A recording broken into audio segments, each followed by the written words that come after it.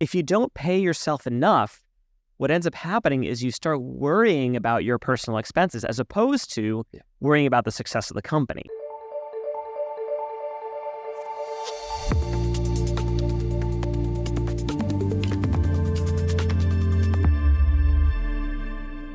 Hello, everyone, and welcome back to the Carta Data Minute podcast. My name is Peter Walker, head of insights at Carta, and your host. In this episode of the Data Minute podcast, we touched on all things financial for early stage startups. There's been a lot of shifts when it comes to the finances of these early companies.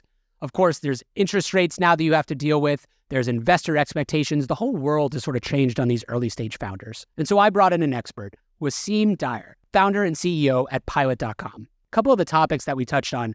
First and foremost, we went deep on founder salaries. Pilot actually has a wonderful survey out recently on what founders are actually paying themselves and how that's changed year over year. We then touched on important calculations for startups to know, like net burn, your burn rate, and of course, runway in terms of the number of months that you have left given your current cash burn. We touched on whether or not the time between funding rounds has compressed or expanded founder salaries. And we kind of closed up on the differences in building in a zero interest rate versus a high interest rate environment. This is a wonderful financial conversation. I hope you enjoy it. Let's jump right in. First off, thank you so much for joining me. Thanks for having me. I really appreciate you being here. Pilot and Carta, I think, have two of really the coolest data sets that you can imagine in for early stage founders in particular. We've been doing all this stuff on valuations and fundraising, but why don't you give a little bit of background on Pilot and the kinds of data that you have access to? Sure. So Pilot is an accounting firm. We do accounting, tax prep, and CFO services, principally for high growth startups. Yep. And we're a weird accounting firm because we're also a tech company. Like my co-founders and I were all at MIT undergrad together. We'd also computer science. We employ a bunch of accountants, and then we have an engineering team. We build a bunch of software that we use to do the accounting more accurately, more correctly, more consistently. Do you get invited to the accounting parties or not really? No, they don't like us. They don't like you. No. That's a shame. Kind of like outsiders in the world of accounting. Okay. But one of the cool things about the way we do what we do is that we can do it at significant scale. Yep. So today we work with about 2,000 companies of various sizes and stages, and that makes us by far, like almost by an order of magnitude, the largest startup-focused accounting firm in the U.S. Wow. And so there is, as you said, there's a really interesting data set we can use for aggregate insights to help our customers do smarter things. And is it only U.S. companies that you help at this point? It's only U.S. entities. Okay. They may have, they may be based somewhere else, but it's like Sure. the Delaware C Corp or whatever that we're doing the accounting for. Okay. Makes sense. So, both of us, I think, principally serve founders. And you all, I think it will be live once this conversation is published, but are going to publish this amazing study on one of the things that we can't answer at Carta that I get all of the time from founders, which is, what should I pay myself? So like founder salaries. Yes. Give me an overview of what that report looks like. Sure. So we've done this, I think this is like the fourth year we've done it. Mm-hmm. Every year we go and we survey a bunch of founders and we say, what is your title? It's founders only. What is your title? Where are you based? We ask a couple other kind of demographic questions, and what are you paying yourself? Mm-hmm. And it's for that exact reason. It's like founders want to know the answer to this question. And there's usually very big information asymmetry between the founder and the investors, the board members or whatever who may have a portfolio, who might have a sense of this. And ultimately, I think, founders want to pay themselves reasonably. They don't want to be too indulgent. They don't want to deprive themselves. And so it's a nice snapshot that hopefully lets them make this decision a little bit better. And when you say information asymmetry, the thing that pops to mind to me is the sort of standard common adage of like, you should survive on ramen, pay yourself nothing until you are a really going concern.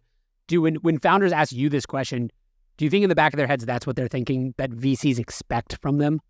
Yes, definitely. Yeah. Or they just, in a way that is like well-intentioned, they're like, I need to sacrifice everything to make it possible for my startup to succeed. Yeah. And that instinct is not wrong per se, but I think the thing that it overlooks, or I think the mistake many founders make, is if you don't pay yourself enough, what ends up happening is you start worrying about your personal expenses as opposed to worrying about the success of the company. Right. And like, if you're freaked out because you're not sure how you're going to make rent or whatever, you're probably not being the best founder. You're probably not being the best CEO. So there's a balance to be struck here. Like, of course, you don't want to be indulgent, but at the same time, you don't want to almost like starve your own attention where you're not able to focus on making the business. Maslow's hierarchy of startups. Yeah, totally. That makes a ton of sense. Yes. So any big surprises from this year's study or changes from the last couple? Yeah, so this is the biggest one we've ever done. We had over 1,000 respondents. Okay, wow. Interestingly, like, so we look at sort of what the current numbers are, sliced by geography, sliced by amount raised, et cetera. Yep. And then we also compare it to past years to see, like, okay, how has it trended? How has it varied? The median founder salary is actually up a fair bit. It's almost up by about 20%. Wow, year over year. Yes, year over year. Now, the thing that's interesting, though, is like, that's of the people that pay themselves. There are, I think, like 14 more percent, by increase of 14% in the people who don't pay themselves at all. Okay. So there is a cohort that takes that zero salary thing very seriously. Absolutely. Okay. Absolutely. And those are just tiny companies, or are we talking about like mid-sized companies as well? It depends. I think it's more common when the business is bootstrapped. Yeah. I think among VC-backed companies, it's a bit rarer because it's like if you've raised real money, like one of the things you should be doing is valuing your autonomy. That was probably part of the pitch. Yeah. So there's definitely it's more common, much more common when the company is bootstrapped or like hitting that ramen profitability or doesn't have access to that external capital. Gotcha. Okay. And then so one median salary's up 20%, but a slightly larger cohort of people who are paying themselves nothing. How does that look depending on where you sit in the country? Because I'm assuming there's got to be some significant differences between SF in New York and if you're a founder in Charlotte or Dallas. Yeah, so we have some nice kind of geographic slices, and we do the subdivision by region too. You can look at like the Boston area, you can look at the San Francisco Bay Area, and it's like the trends are sort of what you would expect, though, which is like these things basically do kind of mirror cost of living. Yeah. Which is more expensive cities require higher founder salaries. Yeah. Cheaper cities generally don't. There are exceptions, but. Definitely. Were you able to look into like the dynamics between founding teams? i.e., if there is a co-founder alongside the CEO, do those two people generally make the same salary at the beginning, or is there a really significant difference based on the title? Yeah, we haven't done a detailed by title slice. Okay. Just very anecdotally and kind of just like my own skim of the data as we were preparing the report. It tends to be the case that like co-founders split this stuff pretty equally. Meaning if you're all founders together, you're probably all paid the same thing. Gotcha. If you have an external CEO or like an external exec you've brought in, I think that's where you start to see big disparities in how much folks are being paid. Yeah. But usually it's like if you and I did a startup together, probably our salaries are the same. No, you would take more salary. Please. I appreciate that. I'll take the higher equity portion. Well, of course, now we'll split it up. Yeah, it'll work pretty well. So the other big question that we get around founder salaries, and again, this is a topic that Carta doesn't usually touch on because we just don't see a lot of the actual dollars, is around like the new AI wave, both for founded companies and then like how that flows through towards if I'm building an AI company, maybe I'm hiring fewer people. Do I keep more of that salary for myself? So like any insights on AI companies in general? Yeah, so this is a new thing we did in 2024. In previous years, we did not try to split out AI and non-AI. Yeah. But the results were so interesting that we actually went back and sort of did a retrospective cut on some of our older data too. And it's not a perfect measurement, but it's, I think, still pretty insightful, which is in 2022, the average salary for AI founders and non-AI founders was basically the same. It was around $140K. But that's really diverged over the past 2 years, where the average AI founder salary has actually increased a fair bit. It's increased by about $11K. The average AI founder salary in 2024 is something like $152K. And the average non-AI salary is down to $139K. So a little bit of a drop of $1K for the non-AI and a fairly significant increase for the AI founder. Do you expect that just is following the fundraising trends mostly? Is that the reason behind it? I think almost certainly that's what's causing it, which is fundamentally if you're able to raise money and you believe you're going to be able to raise money in the future, you feel a little richer. It's more defensible probably to pay yourself a little bit more. Yeah. Whereas I think the companies that are not AI companies probably wisely are like, hey, this is a time of belt tightening, and like that should be reflected in the founder salaries. Were you able to see? Maybe this wasn't actually part of the study, but you were able to see incidences of founding teams actively taking less salary. So they were at 150, and then in 2022, but this year they're down to 120. They've actually just taken a little bit off of their own plates. We don't have that particular slice because the survey is an anonymous one. Okay, so we can't connect an individual point from 2022 to 2023 to 2024. Right. But that would be a very interesting slice to look at. Yeah, because I'm wondering if the general air of belt tightening applies to founder salaries, just as it applies, of course, to layoffs. Unfortunately, software spend, like Totally. basically all of the capital things that you kind of go into the company. Yeah. I mean, I think it probably depends on the founder, but I would not be surprised to see cases where founders have said, listen, it's a hard time for the company. One of the ways I'm going to try to make it through is by just hunkering down a little bit, even on what we spend on founder salaries. What else do founders ask you about salaries or, their own sort of financials? The big questions that we get a fair bit are, if you're in this belt tightening mode, like what is reasonable to spend in category X? What is reasonable to spend in category Y? What are the things I can defer? What are the things I can do without? And I think one of the things that has been particularly striking for me, thinking about kind of like now versus a few years ago, is one of the questions that we get asked by prospects are like, do I even have to do my accounting? Like, is this a thing I can get away with deferring? Taxes? Can I defer taxes? Yeah. Well, like, what if I just didn't do it? Or, can I do it once a year rather than every month? Or like, And that's fascinating because what it means is like, look, accounting is one of these super need to have things. You literally are legally required to do it. Right. And so if the belt tightening has gotten there for anything that is even more nice to have, like, I mean, I'm sure it's a tough time out there. Absolutely. Yeah. I mean, we're seeing it across our fundraising data, everything. There's been a downturn in startups. Belt tightening is a wonderful phrase for the general air and atmosphere around founders at this point. But I'm kind of shocked that they would think that accounting is a place that they can skimp. Like that seems risky and maybe worth a couple more questions on those individual ones. It's definitely like look, I'm glad we're having this conversation. Right. Like, yes, let's talk very soberly about like what are the things you need to do and what are the things you can get away with maybe holding off on. And I think probably where that manifests is like there are companies that previously would have said, hey, listen, I really want your help building out a detailed financial forecast or KPI tracking or whatever. And they're like, listen, what I'm really trying to manage right now is burn rate as my principal metric. Do you have a good sense when they ask, like, what is a good burn rate? What is a bad burn rate? I'm sure there's a lot of different answers to that question. But yeah, I mean, we look a lot at actually, like, there's this metric called the burn multiple, which I'm sure you're familiar with. It's just like, that's a pretty good rule of thumb because it's a very aggregate, like, okay, how much ARR am I adding? How much am I burning? Is the ratio between those two things healthy? And it's like, precisely because it's so coarse in a way, it is a good kind of general health number. Yeah. What do you have a good idea of what that health number should be? Well, I think like the David Sachs has a post about this where he kind of like coined the thing, and he's like, 1 is great, 2 is okay, 3 is definitely like you're starting to get pretty nervous. Worrisome. You're just burning too much relative to how much net ARR you're adding. How about the flip, sort of bit of the inverse of that is just like runway timelines. So I know from the Carta data set, used to be, we'd hear VCs give the advice of 18 to 24 months between primary rounds. I think that is a bit out of date now. You're looking 24, 30, even 36 rounds occasionally between primaries. So yeah, there's bridges, there's extensions, but those big slugs of capital are coming more slowly. Do you have a good sense of what startups on pilot have in terms of cash in the bank or like runway left in terms of months? Sure. So we did an analysis of this just a couple months ago. Yeah. And the data was like pretty scary, actually, which is that I think it was like 57% of startups had less than 18 months of runway. Yeah.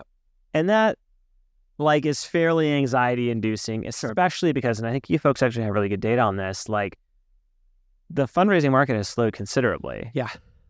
And so it's like, it's tough if you find yourself in one of these positions, like, well, what do you do?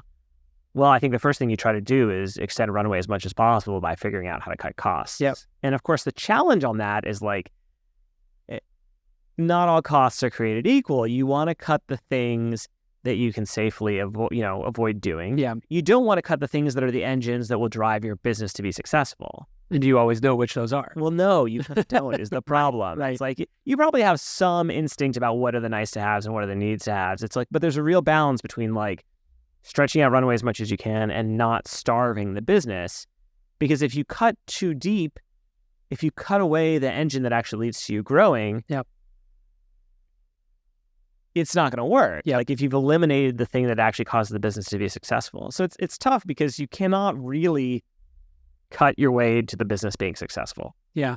I think it's so useful for entrepreneurs to hear because there's been this message in the market Like, get to unit economics that makes sense as fast as you can. Get to profitability occasionally, even at early stages, which, I tend to disagree with sometimes, right? And then they'll go, the founders will say, okay, we took that advice. We made some really serious, difficult decisions. And now we're going back out to fundraise, and the VCs say, you're not growing fast enough. Right. And so it's, at the end of the day, if you're venture backed specifically, like, growth is the metric that matters fundamentally at the bottom line, or else it doesn't make sense for the fund economics to invest into you. Totally. And it's not even like, the thing that I think people don't appreciate is they look at the market, they say, well, everyone else is growing slowly too. Mm-hmm. Like, I'm still in a good place relative to my peers. Like, why can't I raise more money? And the reality is, it doesn't matter what everyone else is doing. Like, everyone's numbers are bad. If everyone's numbers are bad, that means no one's going to get funded. Right. It's not like, oh, we'll fund the best 25%. It's like, no, if you don't clear the bar of like this being an exciting venture backable opportunity, it doesn't matter that you're trying hard. It doesn't matter that your peers are also doing poorly. It's just like, you're not going to be able to raise more money. That is the crux of this dry powder thing that keeps coming up, which is like, well, don't the VCs have to deploy this capital eventually? It's like, no, not really, at least not in a time scale that makes sense for your business. Right. So it's not as though they have like a commitment to fund $100 billion of VCs just going to get spent every year, and that's to the top quartile, no matter what those quartiles actually look like. Right? That's just not the thing, Exactly. And so I think there is a reckoning that is happening.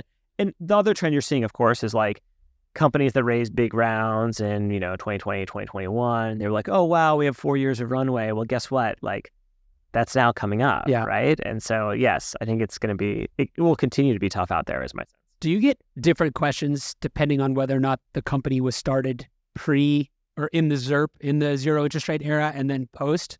Because I think one of the things we've been seeing is it's almost, even though right now is tough, it's almost easier to have been born or incorporated in this new high interest rate environment, because then at least you're working off of one set of assumptions, as opposed to being created, even growing quickly in the old world and having to make the pivot to this new one. I think it's exactly right. Yeah, I think it's exactly right. And just to go back to kind of like, extending runway or, reducing burn or stuff, it is fundamentally hard to change how your company is structured and how your company operates. And burn is one of these metrics that tends to only ratchet upwards. Mm-hmm. And I think when people do make the hard decision to cut, the other thing you see is like they frequently don't cut enough. Yeah. And Elad Gil has this nice blog post, I think from almost a couple of years ago at this point. He's like, why is every layoff 15%?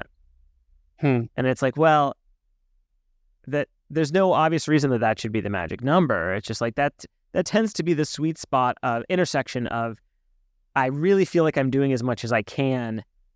That seems to be the most pain that a company is willing to tolerate at any given time. Do you think that's like a morale thing as well? Like if it was 30 or 40%, the remainers would look around and be like, wow, this must be a sinking ship? I actually don't think that's the case. Okay. No, I think it is the founders believe in their heart of hearts, like this is enough to get the job done. And there's some assumption they're making about, well, the environment will recover in way X, Y, Z, or maybe revenue will start to grow. Eternal optimists that they have to be. And that's the paradox of being a founder, right? You have to believe that it's going to work while also confronting when it, soberly when it's not working. And the statistics that say it almost certainly won't work, which is like why you're, that's why you're kind of going out on a limb beginning the thing anyways. Yes. Which we respect, of course. Well, I mean, yes, there's definitely this weird challenge. Like you have to be your biggest believer and your biggest fan, but you also cannot be too deluded by your own vision. Like you have to soberly analyze the state of the world. Do you think that the layoff point, so this is another question that I've been batting back and forth. Do you think that especially now when there's been so many layoffs of many different sizes, enough so that the headlines are no longer full of them just because they're sort of, just in the water. Do you think that they're also kind of mimetic? Like you see a bunch of companies kind of like you at your similar stages doing it and you're like, well, maybe I should. Maybe I didn't get this employee base correct. No, I don't really think that. I think people are less afraid to do them. Right. But I think every founder does these things as a method of last resort. Yeah. Which is like, again, this is a little tough because it's like the founder's not the person who needs sympathy here. The people who need sympathy are the folks whose jobs and livelihoods are impacted when a company decides to do layoffs. But my sense from talking to founders I know is like, no one is like, oh, this is an opportunity to like reduce my burn and increase the profitability of the business. Like, if anyone could avoid doing it, they would avoid doing it because it is so painful to the company. Yeah.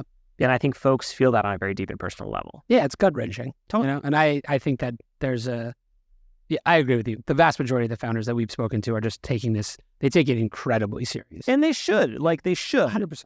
Like, you should feel bad about it. Yeah, right. It was your decision in the end, but it's also the world changed underneath your feet, you know? Well, and also if you don't, it's not like the business will still be successful. What will happen if you don't is your burn will be too high, you'll run out of money, the company will shut down, and 100% of your people will no longer have jobs. Right. Like, and the equity value will be wiped to zero. Yeah. Like, that is, there's no one for whom that's really a better outcome. Yeah. There's no control case where you're just like business as usual, right? Well, if you could be business as usual and have it actually work, yeah, you should probably do that. Yeah. But like, the reason you're confronting this thorny question is because you don't believe it could work unless you were to take drastic action. So given the general turmoil, are there metrics that founders are asking you to track for them that they weren't before? Or like perhaps a better question is not track different metrics, but the emphasis on specific metrics has gone in or out of fashion? I think people care much more about the unit economics. Okay. The things you mentioned. And they judge that generally by ARR per employee, or like what is it? I think folks will look at burn multiple. They'll look at burn rate and runway. Yep. They'll look at, depending on the business, like something like a gross margin or like, what the actual profitability of the thing is. Sure. And there probably the bar is not, are my gross margins amazing? It's probably, am I setting money on fire on certain things? Right. Or another big one is like marketing payback period. Like, hey, I'm spending, XYZ dollars on Google ads. Like, what is the ROI I'm actually getting? Yeah. Because again, it's like, how do you make sure you are cutting the non-essential stuff and then actually that you're doubling down on the stuff that's really working? Yeah. How do you, at the earliest stages, it kind of relates back to the part of the conversation we just had on what is the fundamental like lever for new fundraising in VC is often growth. But there's this term called like line of sight, right? Like we have line of sight to unit economics that made sense, or we have line of sight towards profitability in XYZ. Sure. What is it? Like, what do they need to have? I'm assuming Pilot provides a lot of the figures that they use to make that pitch to the board. Like, what does line of sight mean? I mean, it's a storytelling thing more than anything else. And that's not to say that it's fake. Right. No, in some cases it's very, very real. But the thing you're trying to do is convincingly make a case that it is about to work. And like, no one can predict the future. But for us, for Pilot specifically as an example, like one of the big questions that many of our early investors or people who didn't invest had is, okay, you have all these accountants, and you have the software, and the theory is over time the software will do more of the work and it'll be more accurate and gross margin will improve. Well, show me the gross margin is improving. And gross margin started out being like truly awful. And then like slowly over time, as we invested, it like went up and went up and went up. And we're like, look, it's growing. Yep. And we have line of sight to it continuing to grow and continuing to get to this like SaaS economics or better level of gross margin. And part of that is, you look at the graph and you in fact see that it's going up. The second part of that, though, is you talk to the founders, you talk to the people on the team, you develop some feel for, do they have a high conviction plan to actually get there? Can they actually pull it off? And it is the synthesis of those two things. Like, I think especially probably for the early stage folks, these investment decisions are not spreadsheet only decisions. Right. It's not like a private equity style, like some person crunched the numbers and the blah, blah. It's like you're betting on the person and the team and the vision, and like you squint at it and you're like, yeah, I think they can pull it off. Right. Yeah.